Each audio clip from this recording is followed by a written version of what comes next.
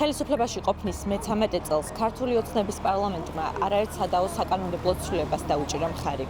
მათ შორის გაზარდა ადმინისტრაციული პატიმრობის ვადა 15-დან 60 დღემდე. ერთპარტიულმა პარლამენტმა ეს ცვლილებები დაჩქარებული წესით 2025 წლის თებერვალში დაამტკიცა. მესამე სექტორისა და ოპოზიციური პარტიების აზრით, ივანიშვილის პარტიის ეს ნაბიჯი ქვეყანაში გამოხატვის თავისუფლების შეზღუდვასა და ადამიანების დაშინებას ემსახურება. მკაცრდება მთელი რიგი რეგულაციები, პირველ რიგში ადმინისტრაციულ სამართალდარღვევათა კოდექსში, ადმინისტრაციული კანონდარღვევისათვის ჯარიმები იზრდება და ასევე იზრდება ადმინისტრაციული პატიმრობის ვადაც 60 დღემდე. ეს განცხადება მამუკა მდინარეძემ 3 თებერვალს გააკეთა. 6 თებერვალს კი ქართულმა ოცნებამ რეკორდულ დროში რეპრესიულ ცვლილებებს დაუჭირა მხარი. მათ შორის ცვლილებები შევიდა სისხლის სამართლის კოდექსში, ადმინისტრაციულ სამართალდარღვევათა კოდექსში, პოლიციის შესახებ კანონსა და შეკრებისა და მანიფესტაციის შესახებ კანონში. შენიშვნები არ არის, კითხვები არ არის, კითხვები არ არის, გამოსვის სურვილები კომიტეტიდან წევრები არ არის. ადმინისტრაციული პატიმრობის ვადის 60 დღემდე ზრდას არაპროპორციულად, რეპრესიულად და მოქალაქეების უფლებებში უხეშ ჩარევად აფასებენ სოციალური სამართლიანობის ცენტრში. ესენი ნამდვილად არის აბსოლუტურად არაპროპორციული, განსაკუთრებით სახდელები და ჯარიმების ოდენობა 60 დღემდე გაზრდა არის ძალიან პრობლემური, იმიტომ რომ კიდევ ერთხელ გასაგებად რო ვთქვათ, ხო, საუბარია თავისუფლების აღკვეთაზე, რომელიც არის ძალიან ინტენსიური ჩარევა ადამიანის უფლებებით დაწყების სფეროში. ზოგადად ადამიანის უფლებებად საერთაშორისო სამართალი ძალიან დიდ, ასე ვთქვათ, წონას ანიჭებს შეკრების თავისუფლებას, იმიტომ რომ ეს არის ძალიან მნიშვნელოვანი უფლება და ის არის ძალიან ფართოდ დაცული. ანუ მასში ჩარევაში იგულისხმება შეზღუდვის დაწესება ხელისუფლების სახელმწიფოს მხრიდან.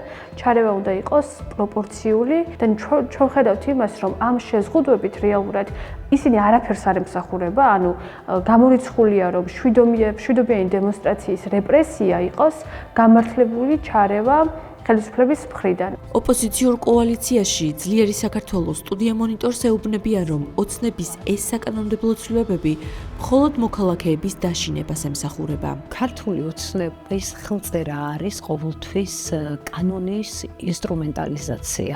ეს არის ძალიან მძიმე მოცემულობა და ადამიანის უფლებების დაცვის გარანტიები ამ შემთხვევაში არის სრულად უგულებელყოფილი. მთლიანობაში არის დაშინების მუქარის მცდელობა იმისათვის, რომ გატარებულ იქნას ვიწრო პარტიული ინტერესები. ადმინისტრაციული პატიმრობის ვადის 60 დღემდე გაზრდას დემონსტრანტების დაშინების მორიგ მცდელობად აფასებენ ოპოზიციური პარტია გახარია საქართველოსთვის წარმომადგენლებიც. ეს არის ისე ვთქვათ კაბალური პირობები, რომელმაც უნდა შეაშინოს ადამიანები, ყოველ შემთხვევაში ეს არის ამოცანა, რომ შეაშინოს ადამიანი არ გამოვიდნენ ქუჩაში. რომ პროტესტი შეწყდეს, თავი ესაა, დისკომფორტი თავი ხელისუფლებას, მაგრამ მაინც არის პროტესტი, მიუხედავად იმისა, რომ ყველა სახელმწიფო შტოს აკონტროლებენ, პრაქტიკულად პარლამენტი, მთავრობა, პრეზიდენტი, თვითმმართველობა, სასამართლო, პროკურატურა და ასე შემდეგ, მათ აქვს დისკომფორტი, იმიტომ რომ ვიღაცა ამას აპროტესტებს და აპროტესტებს ძალიან ინტენსიურად ჯიუტად. ეს არ არის პირველი შემთხვევა, როდესაც ხელისუფლებამ ადმინისტრაციული პატიმრობის ვადები შეცვალა. 2009 წლის ზაფხულში პარლამენტმა, რომლის უმრავლესობასაც მაშინ ნაციონალური მოძრაობა წარმოადგენდა, ადმინისტრაციული პატიმრობის ვადა 30-დან 90 დღემდე გაზარდა. ამ ცვლილებას წინ მასშტაბური საპროტესტო აქციები უსწრებდა. ხელისუფლებაში მოსვლიდან მალევე ქართულმა ოცნებამ ნაციონალური მოძრაობის დროს 90 დღემდე გაზრდილი პატიმრობის ვადა 15 დღემდე შეამცირა. მაშინ ბიძინა ივანიშვილის თანაპარტიელები ამტკიცებდნენ, რომ 90-დღიანი პატიმრობა არ შეესაბამებოდა პროპორციულობის პრინციპს.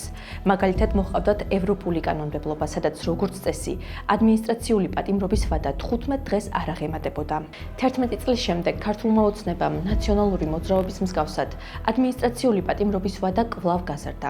ამ ყველაფერს წინ ისევ უწყვეტი პროტესტი უძღოდა. დღეს არის ძალიან მძიმე მდგომარეობა იმ თვალსაზრისით, რომ კვლავ ქართული ოცნება დაუბრუნდა ძველ მიდგომას, გახადა უკვე ადმინისტრაციული პატიმრობა 60 დღიანი. ეს არის გაუმართლებელი. რატომ გაზარდეს ადმინისტრაციული პატიმრობის ვადები და ხომ არ უკავშირდება ეს ყველაფერი აქციის დემონსტრანტების დაშინებას? ჩვენ ეს კითხვა ქართული ოცნების პარლამენტის წევრს არჩილ გორდულაძეს დავუსვით. ანუ ადამიანები, რომლებიც გამოდიან და ბედავენ ხო საუბრობთ, რომ თითქოს აქ საკანონმდებლო კანონები მიიღება საქართველოს პარლამენტში, იმაზე კი არ საუბრობენ, რომ სამართალდარღვევები არ უნდა მოხდეს.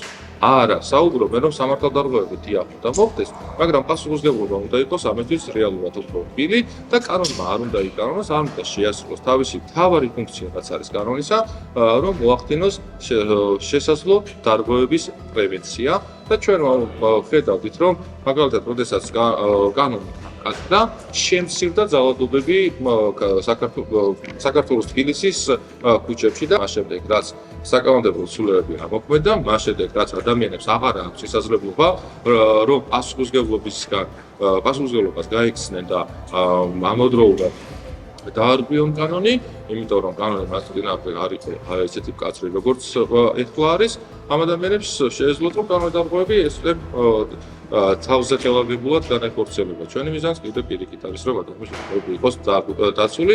მართული ოცნების პარლამენტის მიერ მიღებულ შემზღუდავ საკანონმდებლო ცვლილებებთან დაკავშირებით ანგარიში გამოაქვეყნა ვენეციის კომისიამ. ანგარიში ნათქვამია: საკანონმდებლო ცვლილებები ბევრ ბუნდოვან დებულებას შეიცავს, რაც ხელისუფლებას აღსრულების პროცესში ფართო უფლებამოსილებას ანიჭებს. სასჯელის გამკაცრებულ და არაპროპორციულ ზომებს მსუსხავი ეფექტი შეიძლება ჰქონდეს შეკრებისა და გამოხატვის თავისუფლებაზე. ძალიან დიდი ხანია ვენეციის კომისიამ სამწუხაროდ დაკარგა ის მაღალი სტატუსი, რომელიც წარსულში ჰქონდა მხოლოდ ეხლა დასწრილი სამართლისგან და პოლიტიკურად ანგაჟირებული ორგანოა, რაც ძალიან სამწუხაროა ნებისმიერი ქვეყნისათვის. ხედავთ ამას მათ შორის ჩვენს თავს.